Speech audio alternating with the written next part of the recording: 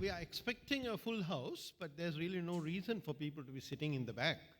It's not good for the cameras that we have people sitting in the back. I mean, I used to remember sitting in the back of the class, but that was because I wanted to do other things than what was going on in the class. So unless you have such plans, I would invite the people at the back to come forward. My name is Rohan Samarajiva. I'm the chair of LIRNEasia, the organization that is responsible for this event. I would first like to welcome our State Minister responsible for social safety nets, Mr. Shehan Semasinghe, and the chairman of the Welfare Benefits Board, Mr. Wijayaratne. The minister was kindly agreed to spend the whole period with us, but as you know, when you hold an important portfolio, there are many demands on your time, and he has been called to a meeting with the president in a few minutes.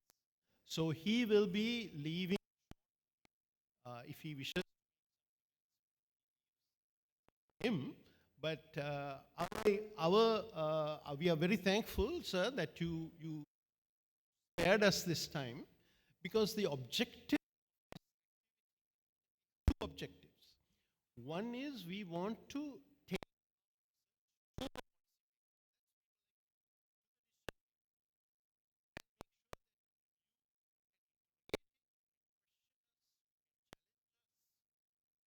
then you can use primary purpose. Our second purpose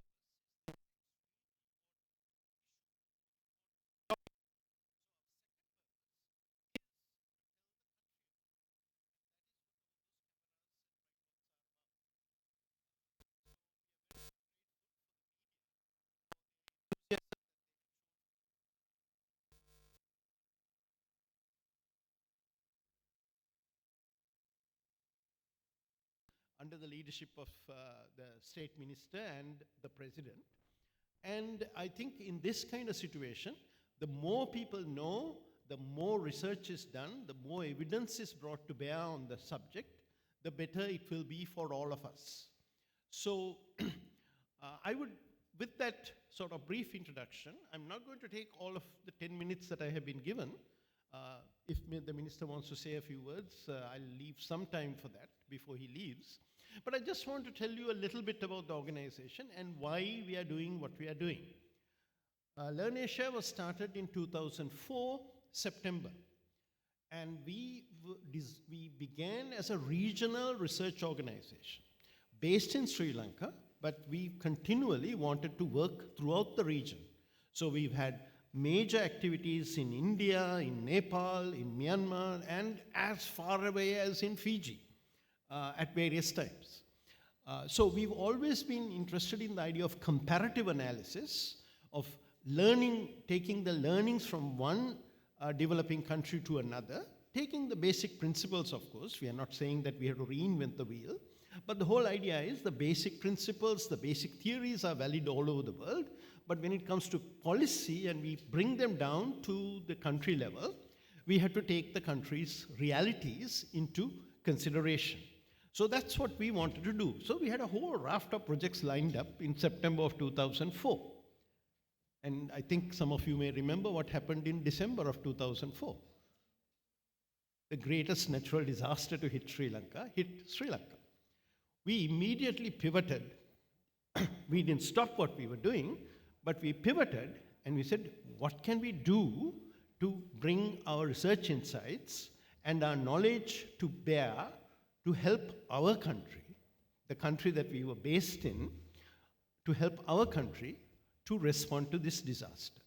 So for the next several years, we had a very vibrant program on disaster response, particularly early warning and risk reduction, because our comparative advantage is our familiarity and comfort level with technology. So that's what we did in the face of that particular disaster. Now, in 2000, well, I could say from 2020, 19, thereabouts, we were expecting a disaster. But by 2022, we knew the disaster was upon us. And this was also in the same way that the tsunami was an unprecedented disaster that Sri Lanka had never experienced. This was an economic disaster, an economic crisis, the likes of which we had not experienced. I have been looking, I have an interest in history, and I have been looking to see what kind of impact we had in a crisis, and the only thing I could find was a PhD written by a gentleman called Salgado, who talked about the crisis, the Great Depression affecting Sri Lanka, and how our per capita income at that time, which was about $80, went down by about half in a period of 4 years. So it's on that scale that we were looking at this crisis. And I can't take all the credit, but I actually got a call from inside the president's office. This was in April or so, before the prime ministership changed, before the president changed, and before any of these things happened, saying, can you give us some information about social safety nets and how we can handle looking after our poor people who are going to be affected by this crisis? So we immediately put our resources, even though we had no ongoing projects, we immediately put our resources into looking at other countries' experience, the secondary analysis that had been done, the theories, the experience that had been gained in many countries, and we made that available to the government. And we were also fortunate to have some research going on the effects of COVID. This was a comparative research that involved multiple countries. So we extracted some questions and topics from that and made it available to the decision makers from that point. So we are talking about 2022, April, May, we were giving information to the government. Then our CEO, Helani, who's unfortunately not here, I think she's in Geneva or someplace. I have stopped trying to keep track of where she is. She and our Chief Operating Officer, Nilusha, who is responsible for organizing this event, got together and again repurposed some research money that we had. And they have put together a sort of a research project with the LIRNEasia signature. We are multi-method organization. We do care about and we do good quantitative research, but we also know that we can get insights from qualitative research, focus groups, and so on.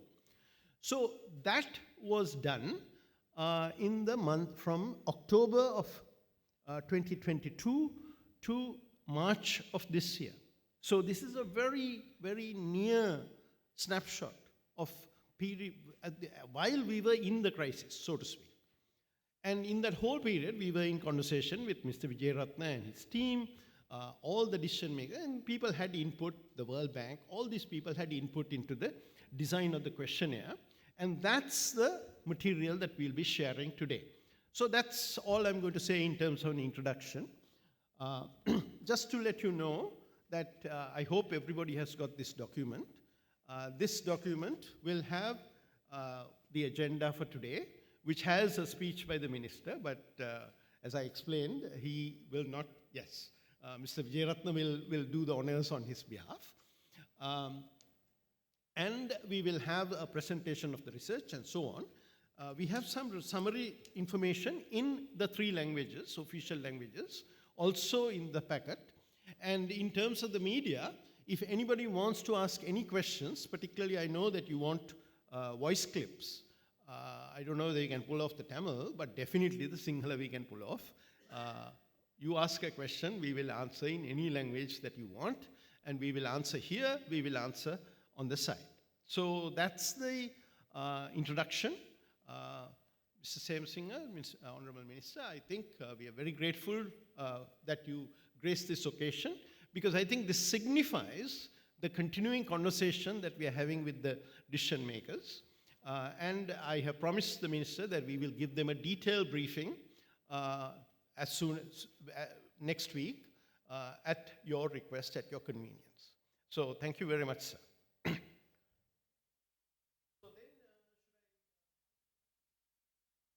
come. No, I'll introduce the presenters. So we will be making, the presentation will be done by our senior research manager, Gayani Hurulle, and by our statistician, Tharaka Amarasinghe, and they will be making the presentation. It will include the findings of well, Isuru is also here, he's our qualitative manager, but they will be making the two of them will be making an integrated presentation of the survey results as well as the findings of the qualitative research and some policy analysis and recommendations at the end as well. These are both most valued members of our team at LIRNEasia, and I believe your profiles are included in this, so I won't take time repeating what's already available. And I would also like to put in a plug for our website where we put everything about us, including our accounts, where we get our money, everything that we know that you want to know about us is on our website, and their profiles are also there. So, who's going to start? Tharaka.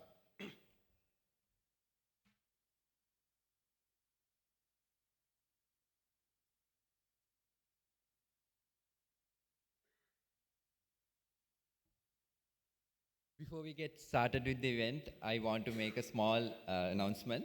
So on your tables, there would be two papers in white and yellow. So I kindly request you all to fill the first one out right now before the presentation is made. So this is to make sure that everybody who is attending today benefits from the event and your knowledge is enhanced by the end of it. So fill the white form right now and the yellow form at the end of the event. And there will be trays at the back of this room where you can deposit them once the event is finished. And if you want to make additional comments, there are post-it notes and boards like at two different places. Feel free to do so as well. Thank you.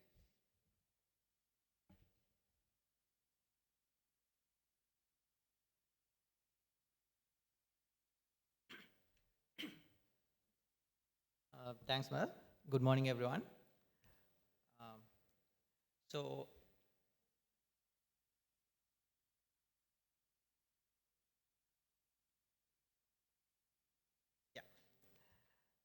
as Professor Samarajiva mentioned, just to give you a brief introduction to LIRNEasia, it's a regional pro-poor, pro-market think tank working on infrastructure, policy, and regulation issues. Right? So as Professor mentioned, Sri Lanka faced COVID crisis in 2020, and then we went into a very difficult economic crisis. So we kept hearing anecdotally how bad the situation was, and our most recent studies also provided some insights on how bad the things were. Also in parallel, the government went into a reform process and particularly focused on social welfare reforms. So we understand that when poverty levels are high, social welfare is critical to hold up the most affected groups. So the purpose of this study is to really understand what is the state of poverty and how we can improve the ongoing reform process on social safety nets. So this study is a mixed method study involving two major components. The first component is a large-scale nationally representative survey that covers all districts in Sri Lanka, of which we will draw most of the insights for this presentation. The data is representative with a margin of error of plus or minus 1.4% at national level. This was a face-to-face study. The data collection happened between August last year to March this year. We used a rigorous multi-stage cluster sampling approach to randomly select our sample of 10,000 households from 400 GN divisions, covering all districts and all localities, urban, rural, and estates. If you want more details, there will be a QR code at the end of the presentation. You can scan that, then you will lead into a very detailed method notes. The second component was a qualitative study.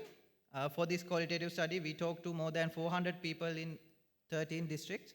We used methods like focus groups, in-depth interviews, key informant interviews, and we also went and conducted some structured observations on how people interact with public officers and officials related to social welfare programs. So we have considered three main areas for today's presentation. First, we will discuss the state of poverty in Sri Lanka.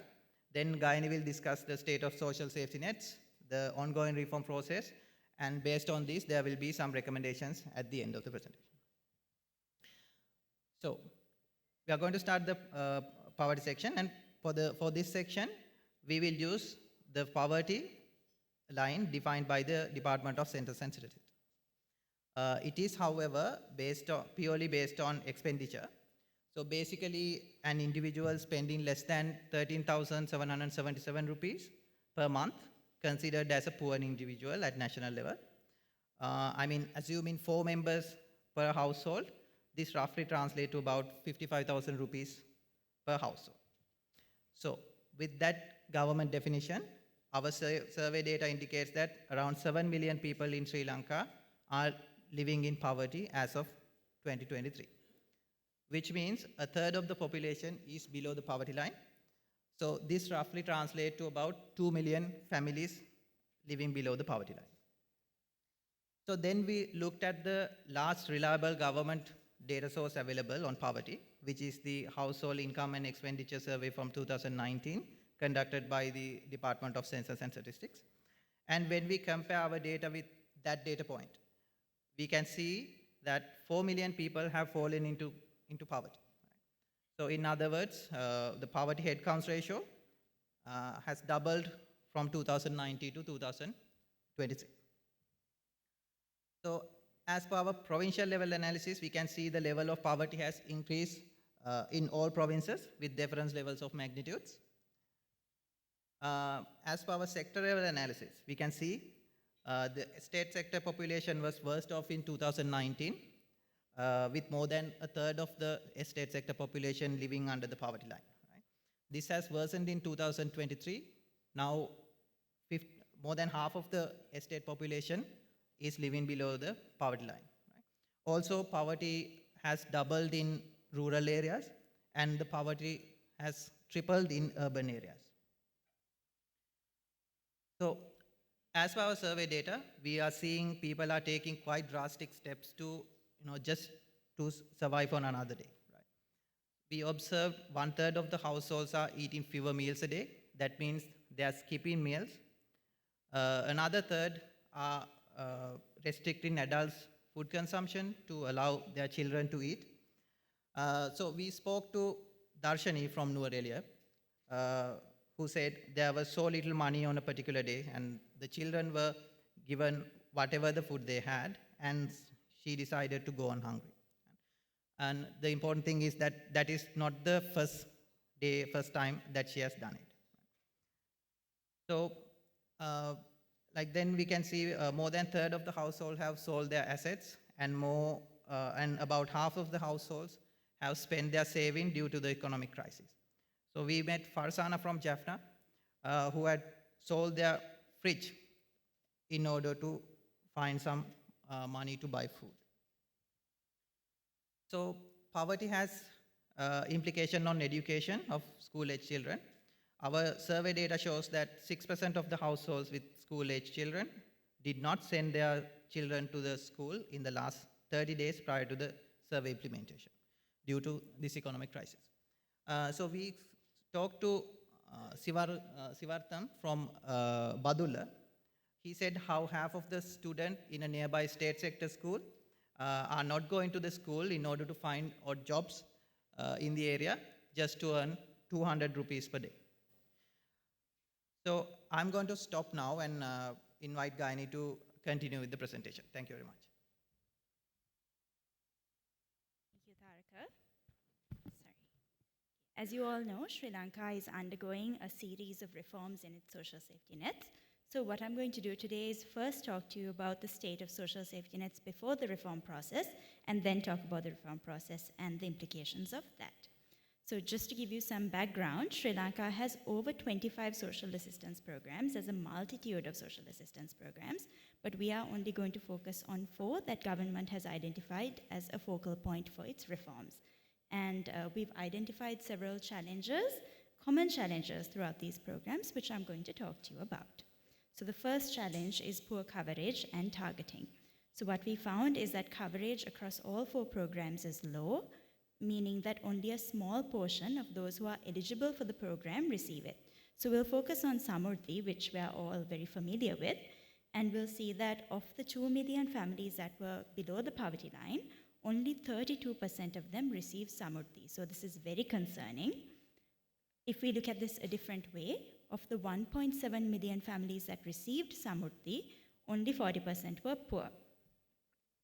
Of the, even amongst the poorest 10% of households, only 31% received Samurdhi. Meanwhile, of the richest 10% of the households, 4% did. So we're dealing with a misallocation of resources. So this begs the question, why? So on paper, certain schemes are only available to people who are below a certain income threshold.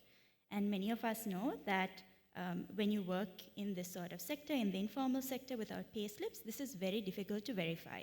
So often officials have a high level of discretion in determining who's in and who's out, right? And unfortunately, this gives way for programs being co-opted for political gain. And this is what we saw in the case of Amaravira, who's a retired mason who we met in Polonnaruwa. He said that he only started getting Samurdhi after he started going for political rallies. And unfortunately, this is a narrative that we hear time and time again. And if one doesn't have this level of political influence, chances are that one will be on a waiting list for many years. So on average, we found that people were on waiting lists for 4 years, but we also met people who had been on these waiting lists for up to 28 years. So from the very early days of the program, they were still on the waiting list, which then brings us to our second challenge, low exit rates. And this is really the other side of the coin of the long waiting list issue. So once you get on a scheme, you're likely going to be on it for many years, if not life. So on average, recipients who we met, and representative of the population, had been on the Samurdhi scheme for over 10 years. But in this case too, there had been people who had been on it for 28 years. And the reasons for this is that there are very limited and opaque pathways to exit Samurdhi. So we've identified a few here. So when somebody in your family moves abroad, or when they obtain government employment, chances are that you move out of the program. And like in the case of entering the program, there was also quite a lot of discretion that government officials exercised to remove people from the program. And this is what we saw when we spoke to Kiribanda in Monragala. And sometimes people who had been taken off the program were able to appeal and get back in, as Kalpana from Polonnaruwa shared. So what this means is that only 17% of people who have ever received Samurdhi have exited it, unless they've passed away, of course.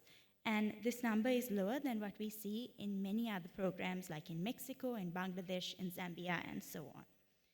Now I'll talk to you about the third big challenge that we identified, and that is inefficient delivery mechanisms. So on average, a Samurdhi recipient spent 4 hours each month collecting their benefits, 1.5 hours going back and forth from the Samurdhi bank, and then another 2.5 hours waiting at the bank to collect those benefits. And part of the reason for this long waiting hours is that there's one designated day, Samurdhi collection day, which usually means that there's a lot of congestion at this Samurdhi bank. And the systems are designed in such a way that they can't deal with large volumes of people coming in. There are very few banks that have digital systems in place. So as Sri Lanka, who we met in Colombo, told us, people move from table to table to see whether a loan has been taken, if it has been repaid, if there are arrears, and so on. And this is what really leads to the long waiting times before they can collect their benefits. So it's a long, painstaking process for many. Some say the officers are also quite disengaged, which further slows down this process. So these are just some of the challenges that people face, but what's clear is that there's a big need and opportunity for reforms. So the National Transformation Roadmap that the President presented last week highlights that social protection is one of the 4 key focus areas for government. And before COVID, we found, and the economic crisis, Sri Lanka spent less than 0.4% of its GDP on social safety nets, and this was a lot less than the peers who had similar levels of poverty. But now we can see that our expenditure on social safety nets is increasing. And we've seen more money was allocated for social safety nets in our budget, and the IMF program also requires us to spend a larger portion of money on social safety nets. So we're seeing a positive trend in this way. And then there's also this new program, Aswasuma, which I'm sure most of you have heard about. And what this program does is that it identifies beneficiaries through a multi-stage process. The first half is quite data heavy, and the second part leads more way for human intervention. We'll talk about the full process as we go along, and we'll use our research to talk about this process. And what we'll do from here on out is talk about some elements of the Aswasuma program and then provide potential recommendations based on our research. So overall, it looks like the Aswasuma program is looking to answer all the different challenges that we highlighted earlier: poor targeting, exit rates, inefficient delivery mechanisms. But there were two things that stood out for us. One is that the Aswasuma provides differentiated benefits based on the level of vulnerability. So those who are most severely poor will get 15,000 rupees, for example, while those who are deemed just vulnerable will get 5,000. So this indicates that the benefits also are guaranteed only for a certain period of time, which is quite different to what we saw where people receive it for 10 to 28 years. So these are the big things that we saw Aswasuma being quite different to what we had seen earlier in terms of Samruddhi. However, what we found is that there are certain elements of the program that are unclear, and we'll just highlight a few, and obviously we can keep this conversation going. First is whether if one person receives multiple benefits. So, for example, if someone belongs to a family that receives the transfer for the family, so the Samruddhi replacement almost, can someone in their family also receive a kidney allowance or the senior citizens program? That wasn't very clear to us. And the second part is, what is the plan for reevaluation and exit from the schemes? Because the Gazette says that the transitional poor, for example, will only get benefits until the end of the year. What happens next? Are they eligible for benefits once again? Is there going to be a reevaluation before the end of the year? The public would benefit greatly if there was greater clarity on this scheme. So this is step one for us. Then let's walk through the registration process, specifically about creating awareness about it. So the government did a wide-ranging campaign in which it used newspapers, TV, SMS, loudspeakers, and so on, right, to spread awareness on the Aswasuma program. But time and time again, as we started talking to people, we saw that people were relying very heavily on government officials to give them the information that they needed. And certainly how else to act. So where do they get the registration form? Who do they hand it over? They often relied on someone to tell them what to do there. And some people, unfortunately, this means that you need to have good relations with your government officer. People who didn't have these good relations with the officials didn't sign up for the program, right? So this awareness issue was quite a challenge for some people who we met. Then there was also some misinformation from the program. So Shanti, who we met in Avisavella, is an estate worker.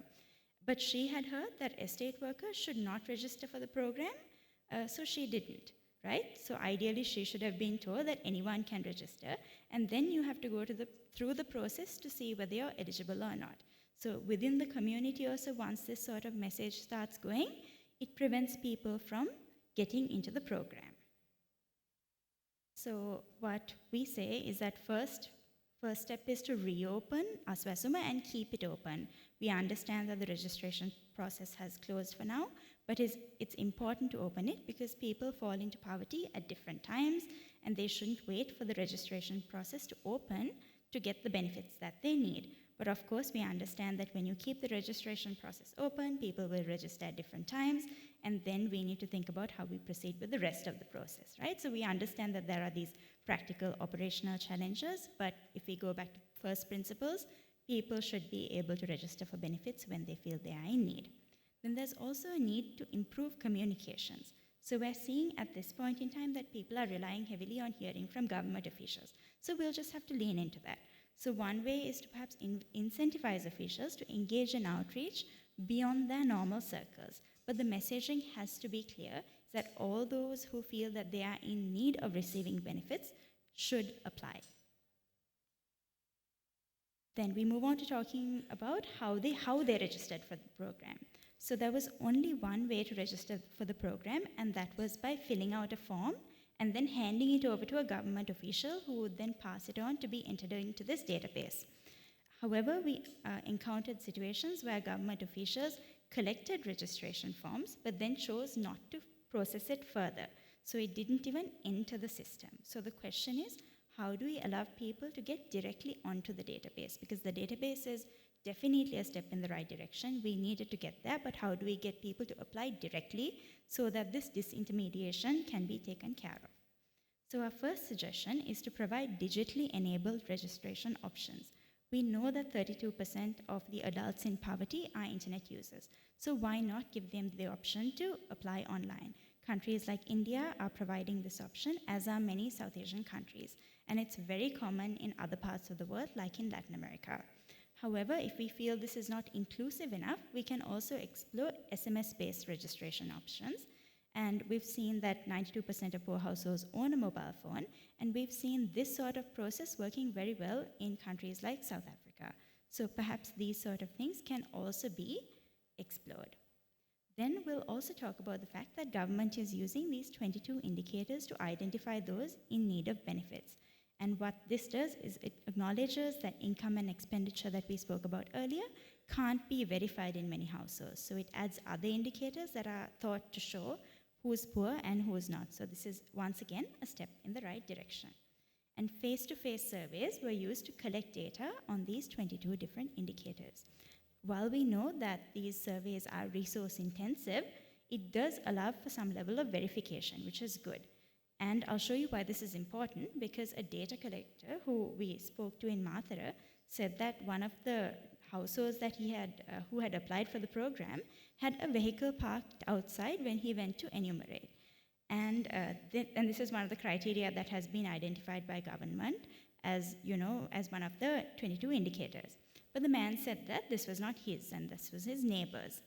So then the data collector went and double-checked with the Grama Niladhari, who confirmed that it was indeed the applicant's. So verifying is important to assess the truthfulness of the data provided in any sort of form. But then the question is this the only verification method that we can use? Are there any methods that are less resource intensive? So our suggestion is to integrate the safety nets database with that of other digitized databases. So for example, in the case of the vehicles that we saw earlier, it could be integrated with the vehicle registration database at the Department of Motor Traffic, because then there would be less of a need for face-to-face verification. And of course, this option is going to be a lot more viable as the digital ID program is rolled out. Then I'd like to talk about how the 22 indicators that we had gathered information on are going to be used. Right? So the government uses its data to calculate a deprivation score using a formula. And what we did is we applied this formula and identified the 2 million families that were worst off according to this deprivation score, according to our survey. And then we compared it to how people fared against the national poverty line, and who the national poverty line identified as poor. And we use the national poverty line, like Tharaka mentioned, because that's a standard metric that government has used to monitor and evaluate progress of this sort of program, how poverty is doing, and so on. So now let's assume that the national poverty line captures those in poverty, in which case the Aswasuma formula identifies 53% of the people below the poverty line. This means that 1.1 million of the families of the 2 million poor families are captured, but about 940,000 families are not being captured. So then we also need to look at people above the poverty line. And then we found that a similar number of people who are above the poverty line is captured through the formula. So this is an area that we could go on talking about for quite a while, but I'll talk to you about 3 different elements of what this means, because this is also an indication of what we can do. Right? So first thing that we need to acknowledge is that this is only a part of the identification process. The government has already identified that while it works off a formula, the appeals and objections process is necessary. But what's important here is to think about whether this process is robust. Is this something, for example, are we just checking if the indicators are accurate? Are we looking to see if people could get into the program for reasons not identified in the formula? We need to make sure that people who are otherwise not captured by the formula are able to get through this. It could also be an indicator that the formula could be improved. And what we're seeing is that it's quite decent at identifying people who are under the poverty line in normal circumstances, but less so in times of crisis. Right? So then what we need to do is perhaps use the appeals and objections process as a way to learn what has and what has not been captured in the deprivation score and fine-tune it. And of course, the third element is going back to basics and back to the original question, is that is the national poverty line actually capturing people who are in poverty? Should we be looking at different types of indicators? Does it accurately capture the newly poor? Because that's the other sort of first principles metric that we need to go to in seeing whether a program is working or not. Right, next on the delivery mechanisms. So in the budget speech, the government announced that the benefits would be delivered through bank accounts. These are your regulated government and private banks, the BOCs, the People's Banks, the HMBs, the commercial banks. We found that, and others of course, and we found that 60% of the poor had this type of bank account. But since there has also been talk of regulating Samruddhi banks and allowing for benefits also to be collected through the Samruddhi banks once they are regulated. So if we also bring Samruddhi banks into the fold, we find that 71% of the poor would have bank accounts. So what this means is that less people would get into the banking system for the first time. What this also means is that there are more collection points. So we've mapped out the collection points here in red, which is what you'll see on the map, versus the gray, which shows population density. So moving from a Samruddhi bank to the currently regulated banks increases the number of collection points fourfold.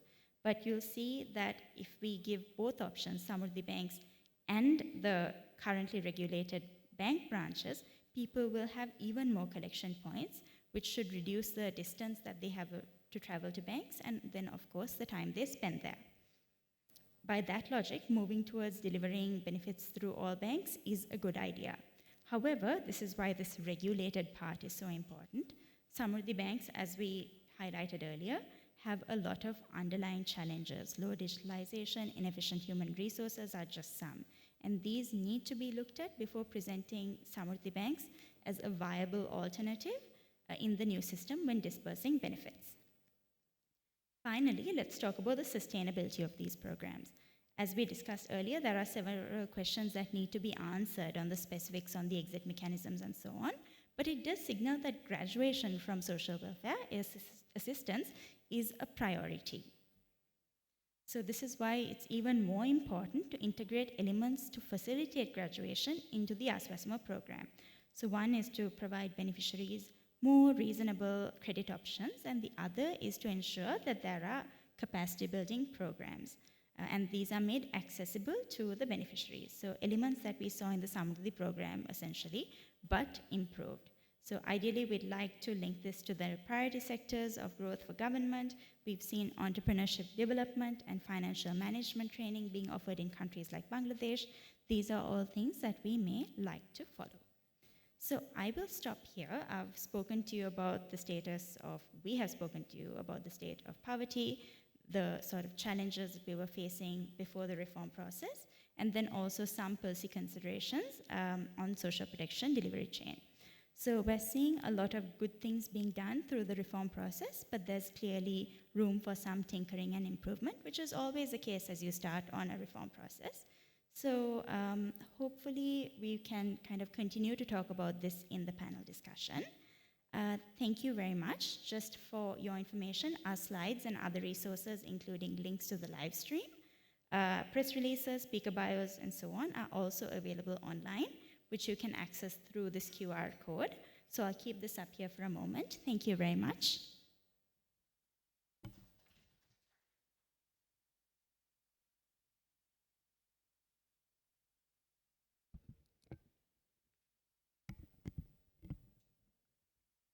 Thank you, Tharaka and Gayani.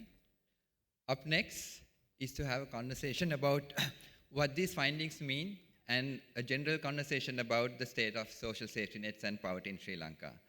So this will be done through a panel discussion. So to moderate the panel, let me invite Dhananath Fernando, founder and CEO of Advocata, who needs no further introduction to this audience.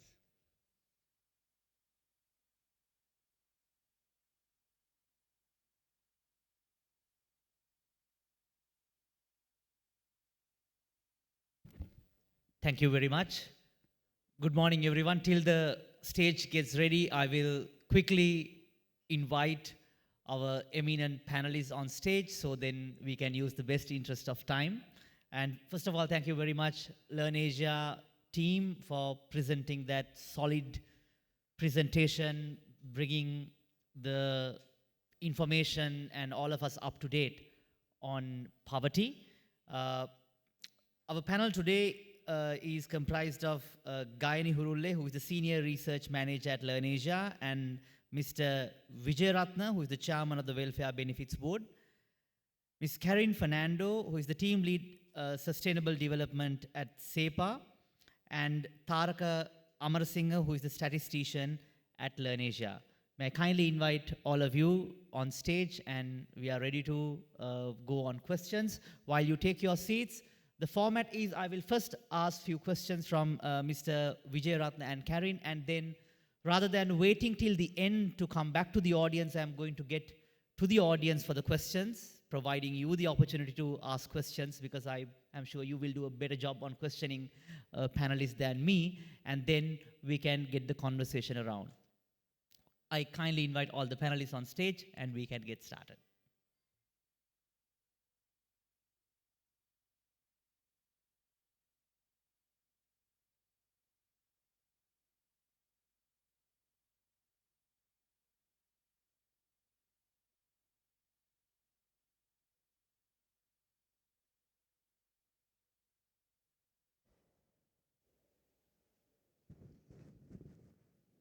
Okay, when I was going through the slides, I noticed three main names. First is Kiribanda, then it's Shanti, and there was another name called Akish. So I thought even the name of the social safety nets, I mean, those three names, pretty much, no offense to the names, but also represents some sort of an evolutionary or like a time frame of where we lived and how people give names based on the generation. And I thought even the social safety net program has somewhat evolved, and you look at the names, it was earlier Jana Savia, and then it became Samurdhi, and now it has become Aswasuma. So comparing the poverty numbers, which was shocking, where 4 million people have, joined or like fallen back to the poverty, and the names have changed, but the poverty numbers have increased. So in this context, Mr. Wijayaratne, I first would like to ask you, what is the reading of the situation from after seeing these numbers, and how confident are you on the reform program that has been proposed by the government, and how do you read the ground level, because you have most of the information and grassroots level information. What's your reading of the situation? Good morning to you all. First of all, I would wish to extend my sincere thanks for LIRNEasia for conducting this timely survey and bringing down their revealings and findings, because it is very timely, because we are on the verge of issuing the eligible persons list for welfare benefit payments, so it is very timely. So if we answer to your questions, now that we have been talking about decades and decades that social safety net has not been focused, and it is not adequately coverage and not enough or not generous enough to cater the requirement of the needy people. So having understood that one, the Welfare Benefit Act was presented and passed in the Parliament in 2002 But any reason or other, the subsequent government who came to power didn't want to implement the Welfare Benefit Board Act. Ultimately, in 2019, the board was appointed, unfortunately, with 3 months running, it was again defunct. So last year, in July, after the struggle is over, the finance minister appointed the Welfare Benefit Board, and we started the work from where we stopped in 2019. Now, your finding reveals that earlier we had concentrated on identifying the poor people on means test, that means consumption, expenditure, or income. In addition to that criteria, we, with the lessons learned from the globe, we decided to go for the multidimensional depreciation test. What is the difference between the type of that global accepted or emulating multidimensional one and our one is that original one, it speak about the 3 dimensions, our one 6 dimensions. And the original one speak about the 10 indices, in our one 22 indices. So therefore we have contextualized the world or global accepted multi-depreciational test into our context. I think that even though your finding reveals that the assessment covered only 53% of the poor in our program, but when we compare about the Samurdhi one, as you revealed, it was 31%. So nearly about 22% increase on the verge of starting our process. That means we can by and by improve the coverage and the target. So in this context, I think our program would be very successful one and yet to be improved with the learning we collected in the exercise of the program.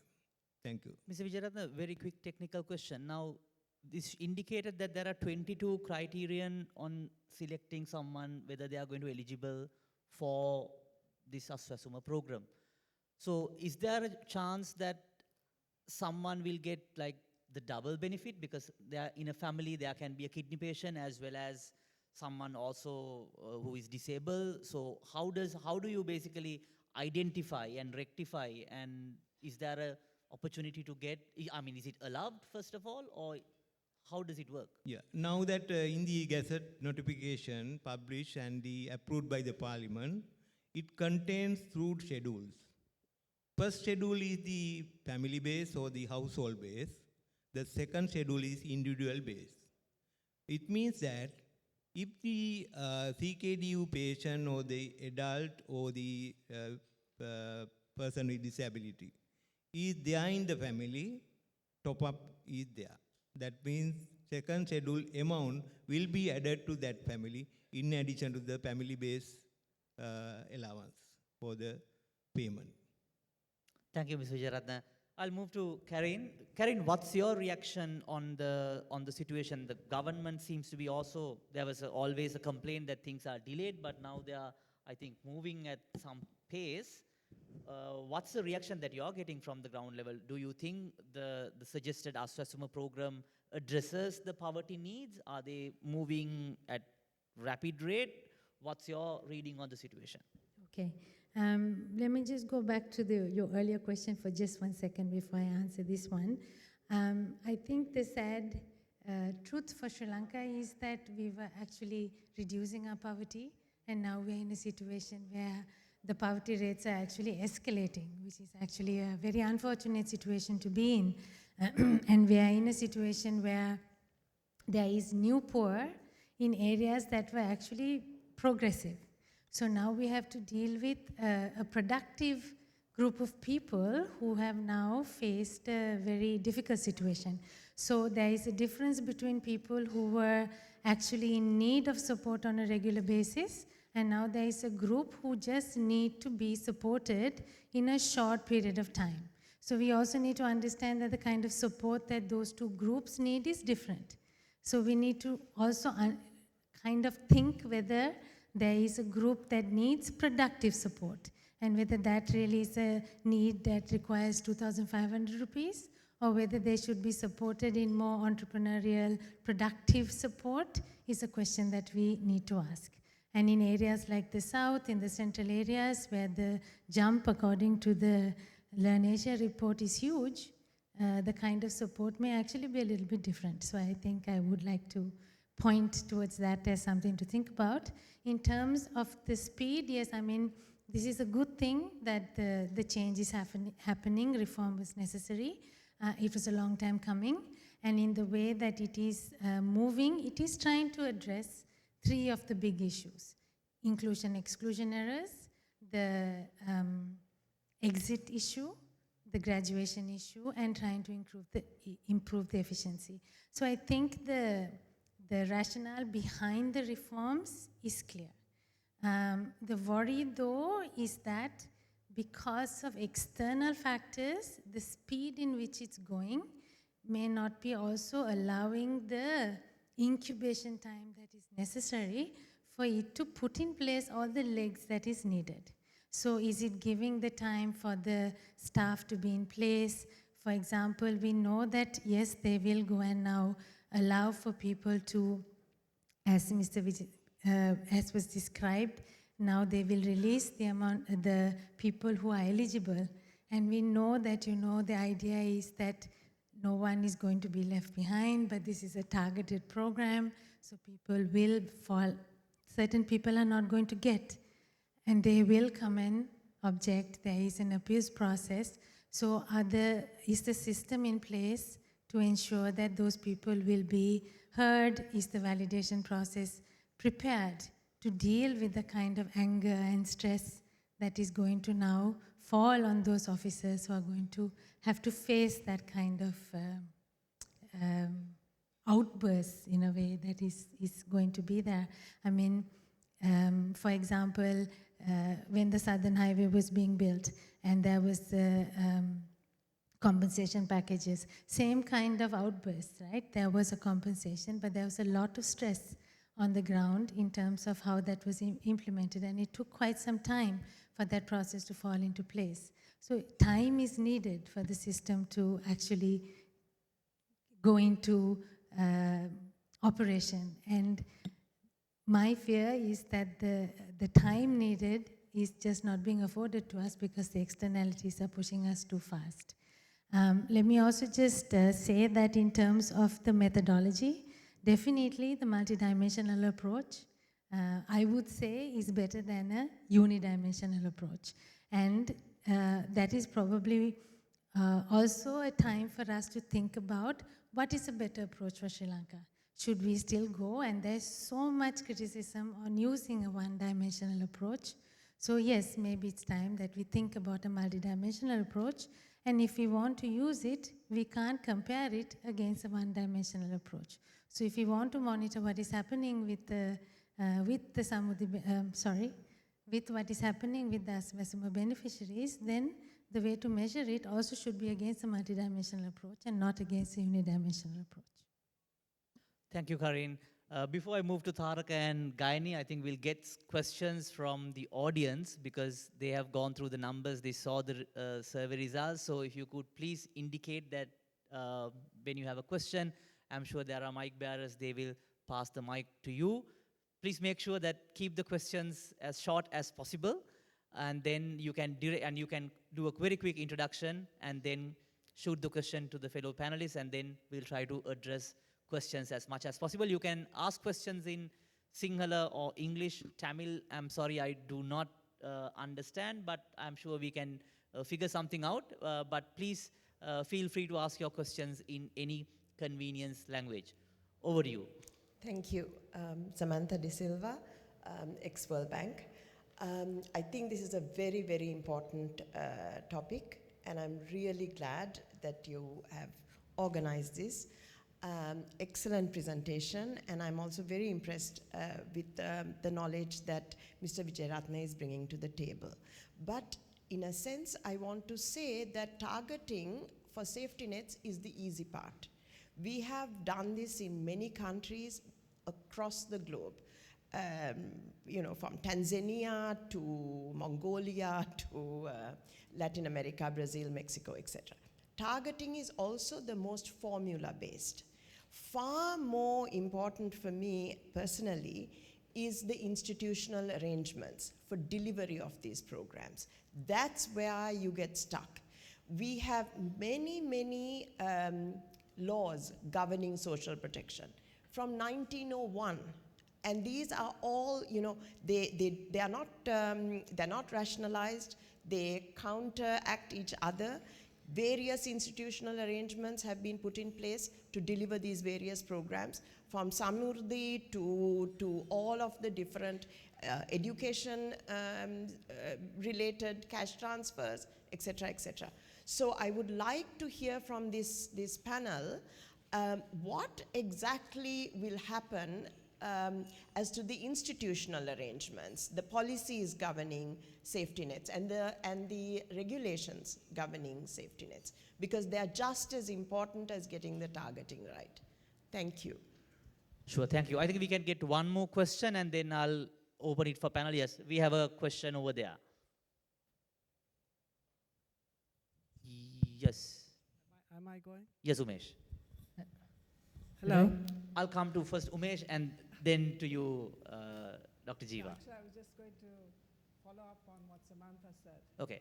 Shall I quickly go back to Umesh and come back to you? Yes. Hi, I'm Umesh from University of Colombo. I have a couple of questions to Welfare Benefit Board Chairman. First is that this is a newly set up institution. I understand the act was there, but now it's sort of fresh, right? So how about the capacity there to carry out this big reform that we are talking about, because we are shifting from Samurdhi to direct cash transfer? And do you think that there's sufficient budget? I understand this may be a difficult question to answer, but is there enough capacity, and what can the government do to increase that? That's the first part. The second part is, what exactly is going to happen for the kind of other benefits, the non-cash benefits that the Samurdhi beneficiary is receiving? When I say non-cash, I mean they do get sometimes these funeral allowances. When a kid get married, they get allowances. So are there any plan to address those? Because when the direct cash transfer is provided, they will get 5,000 or 7,500, whatever the number. But with what would happen to those other benefits that they are getting? Thank you. Thank you, Umesh. Dr. Jiva? Yeah. Thank you. I just wanted to, again, talking about the implementation arrangements, what sort of transparency and accountability systems have you put in, especially in the in the districts and with the district secretaries and the GN people? Because I was in Jaffna recently, and just talking to some of the development officers, they have no idea on these 22 indicators, that we're talking about today. They have no understanding of what it means even to measure poverty. And they are still getting lists unfortunately, from the local politicians saying that these people need to be in it. So I just want to see what sort of systems the government is actually putting in place to actually make sure that there is an open and transparent.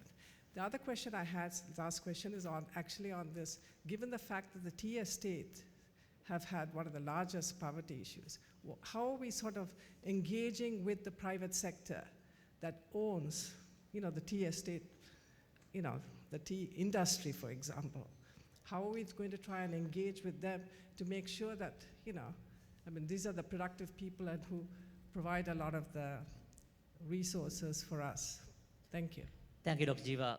Please keep your questions ready. I'll quickly come to Mr. Wijayaratne and our fellow panelists and get back to, again, open it for the questioning round. Ms. Wijayaratne, you have few more questions. I think we can couple the first one and the third one, the targeting and the institution structure and the transparency and the accountability measures that has been taken. And then we can come to the capacity to implement and the non-cash benefits to address on the second round. Right. Yeah. Now that let me cited in my memory the preamble of the Welfare Benefit Act in order to answer your questions. That in future, the almost all welfare benefit payment scheme will be brought under the umbrella of the WBB, and the preamble says that the selection or identifying the eligible persons has to be done through a very transparent process and do the payment accordingly. So that is the future of the almost all welfare benefit payment schemes. Already that Education Ministry wanted to utilize our social registry to be published in near future to distribute their school uniforms and the shoes and the books.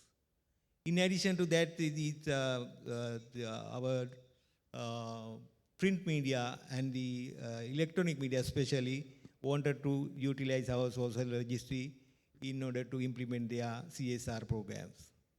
And what is our strength is that we utilize the government agent and the divisional secretariat as our focal nodes in the periphery.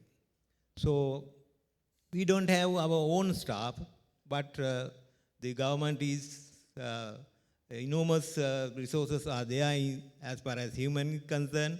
So we have been deputized by the various, especially public administration ministry, and delegated and assigned some sort of officials to the divisional secretariat, and they identified that they are carried out our tasks.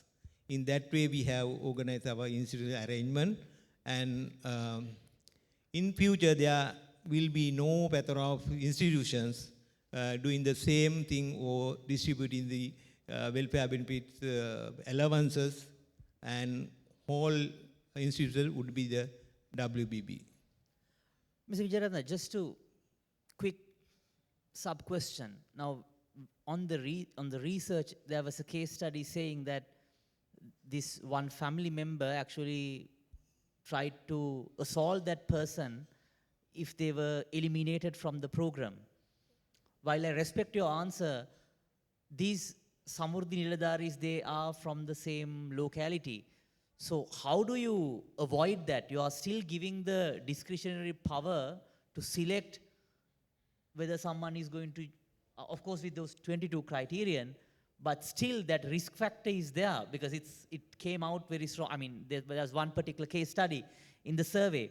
Is there a remedial method to, because yours, from what I understood, you're still trying to implement it through the divisional secretariat and using the government, the same government infrastructure. That is, we all know, again, politically appointed, and there's political element in it. So would this be a replication of the same thing with a different name and with more structures? How do you address that problem? How do you avoid that? Yeah, we started our program with enormous challenges. Now that especially I want to mention that some officials and the union came forward and asked that we have to amend the section 21 and 22 of the Act. So we consulted them and we had a round of discussions to get their support to implement our program.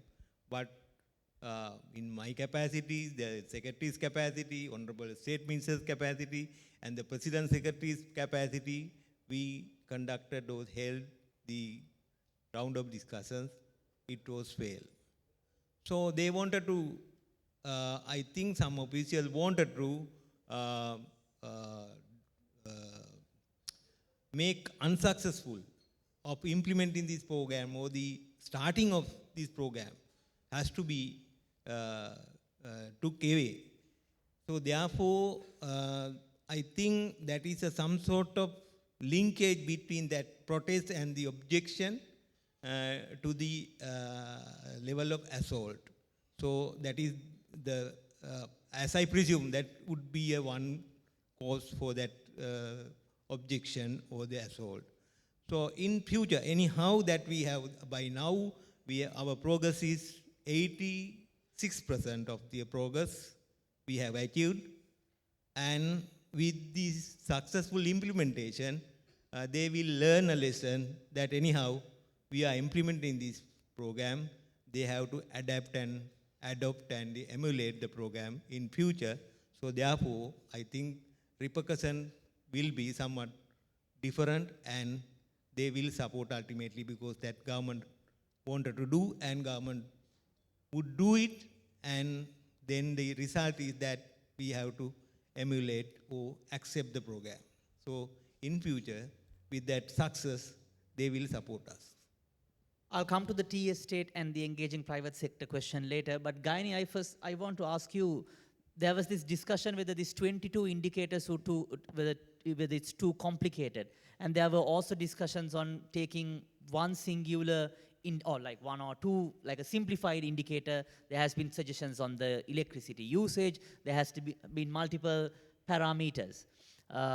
So how do you see it? I mean, from the research, from going through the data, what is your recommendation, whether it's 22 indicators, or do you see a better matrix to evaluate who would be eligible for this Aswasuma program? Thanks, Dana. So this is also a question that we were trying to answer time and time again. And what Tharaka and I did was that we went back to the indicators and we looked at, is there any single indicator that works best, right? So we looked at each of these 22 indicators and looked to see which correctly identified the poor, but then also solve these exclusion and inclusion errors, right? So what we found is that you often have to balance between either correctly identifying the poor versus getting rid of the people who are incorrectly there, right? So that's the challenge that you have to face. On this electricity indicator, actually we had done an analysis. I'll pull up a slide and then talk you through it.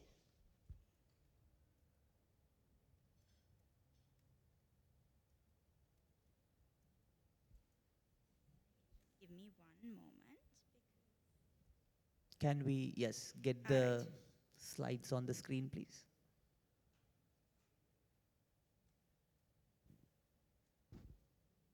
Walk you through this one, because this was a question that we saw being discussed in many policy circles, in Parliament and so on, right? So we wanted to see what our data said about this.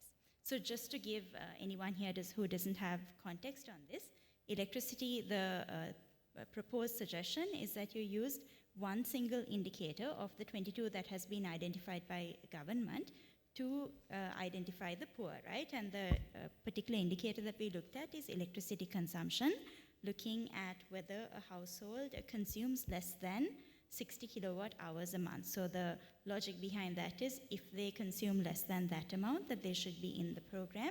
If not, they should be sort of taken out. So there are some benefits of using electricity consumption as an indicator, right? And if you go through this process, you'll see that it's easy to measure, the data is available, it's updated frequently, and so on.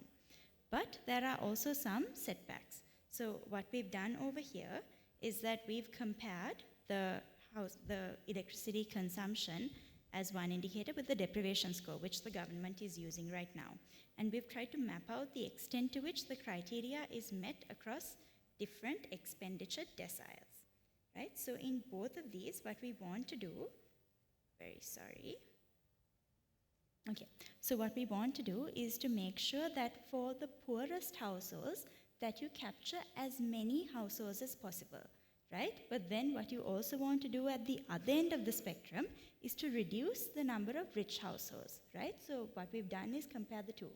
So if you look at electricity consumption, which is what you see in red, you see that it's marginally better at identifying the poor households, right? You see an 88% versus a 73%.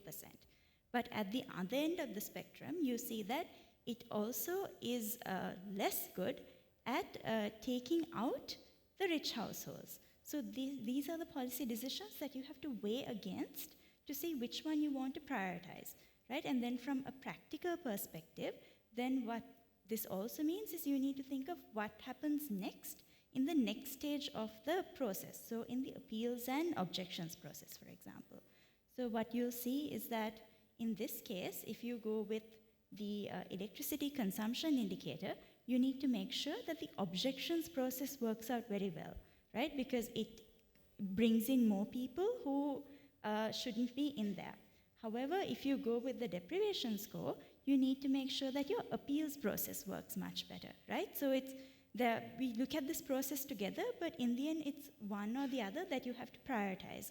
So even going forward in making a policy decision, what we'd encourage in picking one of the two is to see, even now we're going to implement this deprivation score method, right? Once we go to the appeals process, look to see, are people appealing more, are people objecting more, right? If you find that people are appealing more, maybe the deprivation score would work better.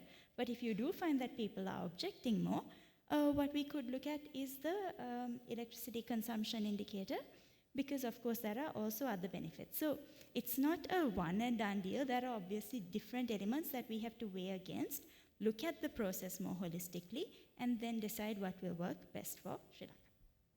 Thank you, Gayani. Before I come to you, I will quickly also move to Tharaka. Tharaka, just wanted to ask you, because if I remember right, the exit rate is about, I think, 17% from the Samurdhi program. So do you have any suggestions to make sure that those who basically upgrade through the income to exit from the program? Because what we have seen earlier was every politician comes and says, look, we have increased the number of Samurdhi beneficiaries, which is actually in a way indicating that we have more, and we have pretty much generated poverty. So what's the incentive for someone who is getting Samurdhi or like the Aswasuma to exit from that? And do you have any suggestions, recommendations, any data points that you have to highlight from the numbers that you have gone through? Not directly from our survey, but like Gayani has come in, please, right? So, I mean, we compared our, I mean, we can show the map, right? You might have to get from the main screen, yes.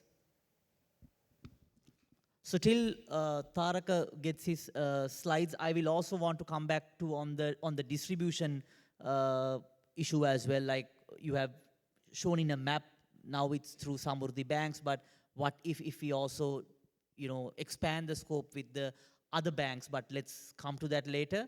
Tharaka, are you ready with the slides? Yes. Yeah, here you can see how the exit rates are from other countries, right? Countries in similar countries and across the globe, right? So I think we have to look at what works best from these programs and adopt the good things from this program into our Aswasuma program. Then I think we will be able to bring that 17 number higher. Yeah. Do you have any, or Gayani can jump in, because I see that Mexico and Colombia, they have very high exit rates, but our one is pretty much seems to be the lowest. So have you studied like what are they doing to keep this exit rate high, whether it's a political gimmick, or is it really there's some system in place for this high number of exit rate? Shall I jump in, Tharaka? Yeah. So I mean, all these different programs use very different methods, right? But I'll talk about the Bangladesh program, which we did study. And what Bangladesh does is there's government-run programs, but they also have a lot of support from non-governmental sectors, right? They work together quite a lot, and that's also what does help them. There's a lot of monitoring and evaluation that the NGOs do, and then they build the capacity of government. So that always helps, and you see that bleeds through into how government implements as well. But what we've seen in Bangladesh working, which is actually where we got some of our recommendations as well, is that they focus on entrepreneurship. So they not only focus on livelihood development, they really help people stand on their own 2 feet again, come up with their own businesses. So then you bring that entrepreneurial spirit into people, and then they are able to sustain themselves. The other big thing that they focus on is financial management, right? So after you do, you are able to generate your income streams, how do you manage it well? And that's the other thing that, Sri Lanka broadly, all of us have sort of faced, right? This is an issue that we see time and time again across our population. So you see that it's integrated into the welfare graduation process, and that has also seemingly helped these people.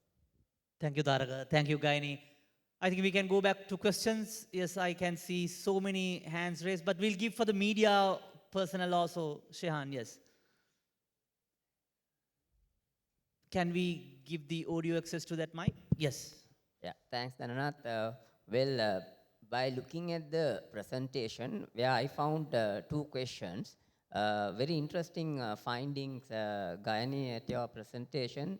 Now, you said that some did not actually have not even registered with the assessment program due to the lack of knowledge, lack of awareness. Now, this is very alarming. And Mr. Wijayaratne, now also in the recommendation in the research, they recommend that is there any room for reopening the registration or keep the registration on? Because even what I have found that some people, very needy people, have not even registered with the program. So do you have any corridor of opportunity to reopen the registration process once again? Because it feels, I also feel that what the reports that we some have got have not registered with the assessment program. That question is for Mr. Wijayaratne. The secondly, in this report, which I actually struck my mind, is a very alarming thing, which says that, I think if correct, 6% of the household that you all have surveyed for the last 30 days that they have not sent their children to school. Now, this is an alarming factor. It seems that the more we go to poverty, the people are not sending their children to schools, maybe because they can't afford to send, and they know they can't even feed their children. It seems that we are heading for more illiteracy illiterate society, and I think we need to address that as well. Now, how are we going to tackle that? Because I also know that some people actually send their children because if you give the midday meal, they make it a point, an incentive to send their children to school. But unfortunately, even this midday meal program also has stopped. Now, this is also adding to the poverty, because our future will have an illiterate society. So how are we going to address this? Thank you. Thank you very much, Shehan. We'll take that question, I will quickly allow you to answer first question, but before you answer, I should just, not a joke, but this question will go on headlines, and most likely when you say, depending on the answer, if it's reopened, I'm sure there'll be a lot of people in the queues again to re-register. So just wanted to give that alarm, and you can answer the 2 questions. Yeah, Astasuma Welfare Benefit Scheme is actually the circular journey. But to start, we have to have some sort of linear start, that means start and the end. So our start was there in last August, and by July, we anticipate to make the first payment. After that, it starts the circular journey. Then that means we open up for those who left behind to apply for the program. So that program is not calling application, but we open up our web, and web solution is there for applications, and self-enumeration and fill in the digital form by the applicant or by the acquainted person to the system. And then automatically they have to fill up the form, and self-enumeration is going on. After that, the list of eligible persons will be included into the main registry. That is the answer for first question.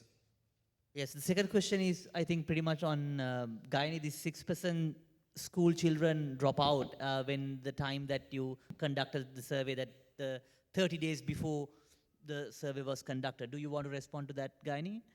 Sure. I mean, this is a number that we also found quite concerning because this translated to about at least 200,000 children, right? Because so this is a big number when we look at our population. So we found this quite concerning. Shehan's absolutely right in that, see, it's a tough process, right? So we saw almost conflicting situations from different types of households. So we met people who said, I am sending my children to school and it's a plus that they are getting a midday meal, right? So they said at least they will get one nutritious meal a day because we can't afford to give them a nutritious meal at home. So we definitely see that as well. But unfortunately, like Shehan correctly mentioned, there are some schools that don't give this, right? So because of that inequality, it further sort of exacerbates the people who are left behind and then means that they will drop out of school and then possibly have longer term consequences throughout their life. So this is a challenge, and so you can see inbuilt sort of inequalities further exacerbating, right? And it's also quite interesting and quite sad because Sri Lanka historically is not a country where you found that people didn't send their children to school, right? There has always been a push to send children to school. We value education, but unfortunately at times like this, people just can't afford to send their children to school. They say the cost of exercise books is too high. They say that we've met people who said the teachers keep asking for exercise books, but new exercise books, we can't afford that, so we take pages from the old exercise books and put it together and then give it back to the child to take to school. So this is the challenge that we're facing. It's not something that Sri Lanka has faced earlier, but unfortunately as a sort of, it's a symptom of the large economic crisis that we're facing. Thank you, Gayani. Let's get more questions. I think, yes. The lady next, yes, in the same table, yes. And we have another question at the corner, but first we'll take this question. Yes. Thank you. This is Maitri from Hurulle. My question is to the chairman of the Welfare Benefits Board. Taking in the first question that I have is on the criteria for selection. And when it comes to definitions of persons, I think in Sri Lanka we have witnessed, and there are studies to show that there are gaps. For example, last year Hurulle released a research on women heads of households. I noticed that the selection criteria speaks about single parent, but when we looked at women heads of households, particularly there were 10 main categories, over 50 subcategories. And one of those subcategories, shockingly, was girl heads of households, where we saw girls, under 18 who are heading their households, either leaving school or in school, but still taking care or taking responsibility for their household. So these are kind of categories that have never been actually considered. Another example that I can give in terms of identification of beneficiaries is we have called them person with vulnerabilities because they didn't fall inside the persons with disabilities category, but due to impacts of war, their disabilities or change in their abilities is cyclic or seasonal, and these are the kinds of people who don't get considered as a person with disability, but because of their conditions, such as shrapnel pieces in their close to their vertical bone or in their head, causes them to have seasonal fevers, headaches, or body pains, and so on, that doesn't allow them to continue a normal work lifestyle that other people have. So my main concern is how are we to ensure that breaking away from the normal structures that we have previously used, where we have left out people with real vulnerabilities, how can we ensure this time around that we do include these people who have been left behind? The second question that I have is on the vulnerabilities that may be created by a welfare program. So one of the other studies, not only Hurulle, but other organizations have undertaken, have shown drastic increase in sexual bribery and sexual exploitation. One study, in fact, had an example, since you mentioned about school shoes, that a woman heads of household was asked for a sexual bribe because she asked for school shoes for her child. So when this program is being undertaken or implemented, and we have government officers having that discretion, having that power to check and ensure that these are the people that go inside the welfare scheme, how do we ensure protection from sexual violence? The third part that I had is connected to the previous question, which is actually registration forms, even though they were advertised, I think because the government officers didn't have much information themselves on the ground, that there was not much interaction with the communities or the vulnerable communities in terms of how and why and trust this process and join this process, apply for this process. That conversation didn't happen. So, I mean, it's great that there's going to be this online portal that's opened, but the question that I have as a follow-up to your response is how do we ensure persons with vulnerabilities can access these portals? So for example, any extra measures for persons with disabilities to access these portals? I'll stop my questions for now. Thank you. Thank you very much. Thank you. We have another question in this, corner. Right, okay, thank you very much, and better I would stand up and ask this question. I am Padma Siri from UN World Food Programme. World Food Programme has been working with the Department of Samurdhi Development in providing cash assistance for poor and other vulnerable families for the last several years. And then, as we know, the Department of Samurdhi Development has been providing monthly subsistence grant allowance to around 1.75 million odd families in the country. And then in addition, from the recent past, even the allowances for elderly, disabled and chronic kidney disease people as well were delivered through Samurdhi banking system. So therefore, accordingly, around 3 million odd people in this country, poor and other vulnerable families, they have opened up bank accounts with the Samurdhi system. And then when this Aswasuan new system would be implemented with effect from 1st of July this year, then it is reported that the allowances would be channeled to the relevant eligible persons through leading government banks, and then not through the Samurdhi system. But here in this presentation, I noticed that once the Samurdhi banks would also be subjected for regulation, that system would also be given the opportunity to provide Aswasuma allowances as well through Samurdhi system as well. Since majority of the poor and other vulnerable families interested to know about this, is there any mechanism as to regulate Samurdhi system, and is there any timeline in that regard? I would like to know about all these. Thank you. Thank you very much. I think we have another question, Mr. Kotagama, at the very front desk, just before the camera. Yes.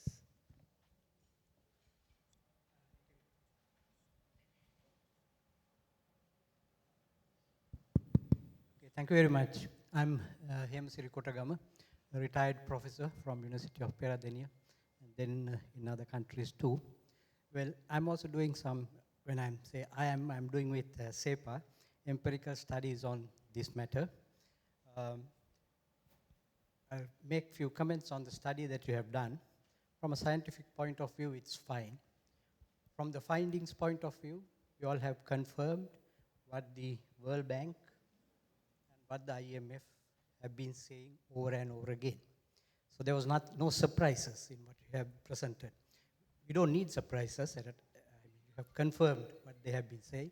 The numbers could be plus or minus, let's say 5 points, the percentages. So the directions are the same. The reasons that you have alluded to deficiencies are the same. So that's fine. But I have few straightforward technical questions. I have tried to simulate the equations and the methodology that the Welfare Benefit Board has suggested. Where I got stuck is at the last point, which is the cutoff point. The cutoff point. Conceptually, it is understood. I have an interpretation with me of what it could be, but I would first like to know from the authority itself, how is this cutoff point decided? The rest is pretty clear. It's pretty clear, it's fine. But that last part of it. With respect to this multidimensionality in measuring poverty, I've done some empirical work on it. I've compared the food security head count with the monetary poverty count, head count, and then the multidimensional head count as of the household income expenditure survey. The means do increase, that's fine, that's expected, but the expectation of correlations are very poor. You would expect high correlations. You don't need science to hypothesize on this because they're common sense. A person who is food insecure would be monetarily poor, would be multidimensionally poor as well. So if I were to hypothesize on it in terms of correlation coefficient, it would be as high as 0.6 or above, but it is not so. Then you do the t-tests, the same. So there is something fishy, to use a simplistic word, about this.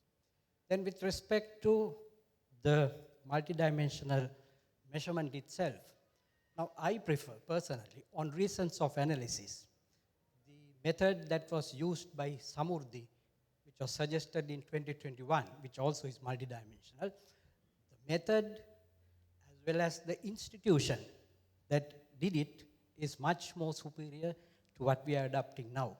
What we are adopting now is a bullied sort of a method. It's a bullied method. We've been forced to do it.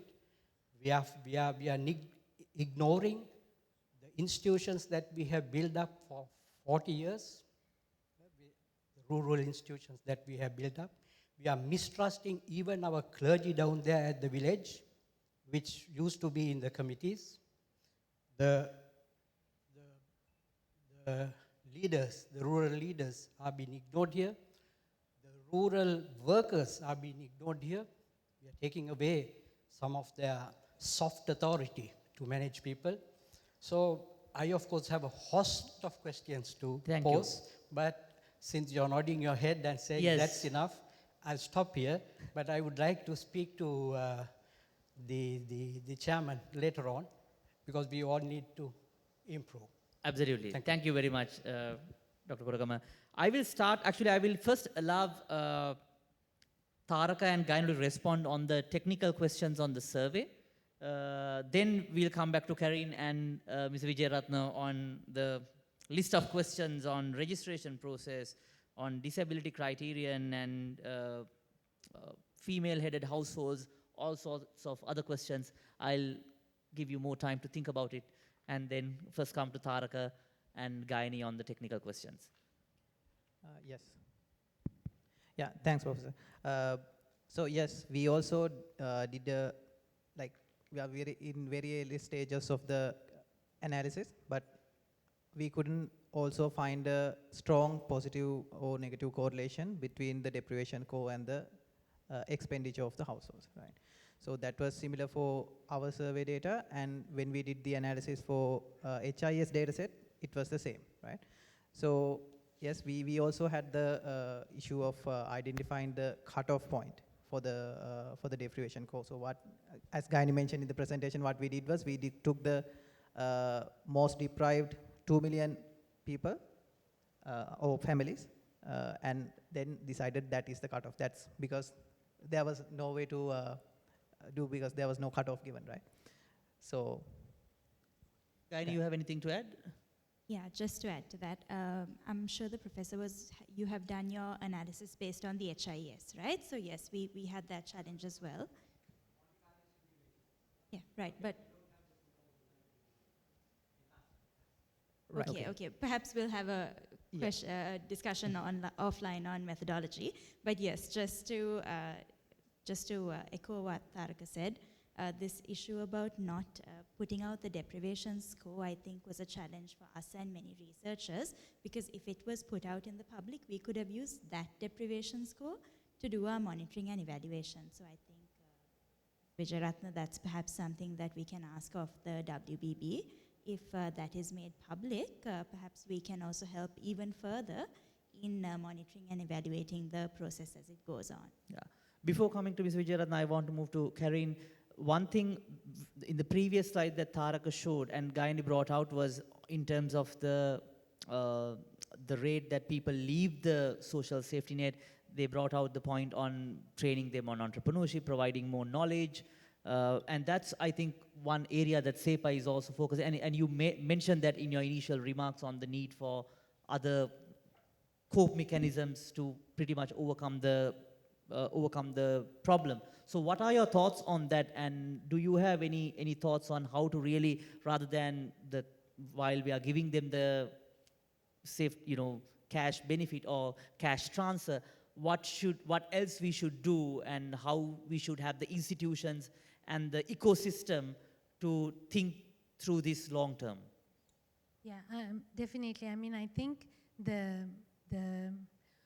I guess one of the issues with how the program is set up right now is the focus is so much on improving efficiency.